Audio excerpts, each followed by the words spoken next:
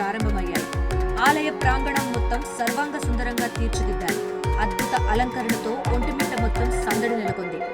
శ్రీరామనవమి సందర్భంగా ఈ పుణ్యక్షేత్రం గురించి పురాణ కథ ఏం చెబుతోందంటే, వైఎస్ఆర్ కడప జిల్లాలోని ఒంటిమిట్టను శ్రీరామచంద్రమూర్తి నడయాడిన పుణ్యస్థలిగా చెబుతారు.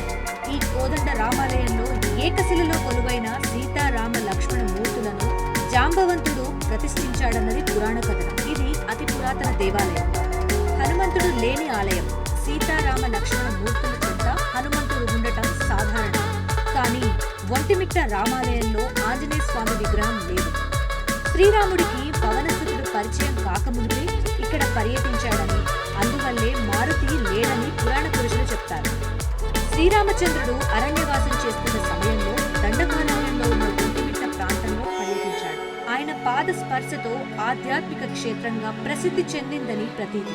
ఉమ్మడి ఆంధ్రప్రదేశ్ విభజన తరువాత ఒంటిమిట్ట రామాలయ సన్నిధిలో శ్రీరామనవమి వేడుకలను అధికారికంగా నిర్వహించాలని అప్పటి టీడీపీ ప్రభుత్వం నిర్ణయించింది. నాటి సీఎం చంద్రబాబు నాయుడు ఆదేశాలతో 2015 సెప్టెంబర్ 9న తిరుమల తిరుపతి దేవస్థానంలో విలీనం చేశారు.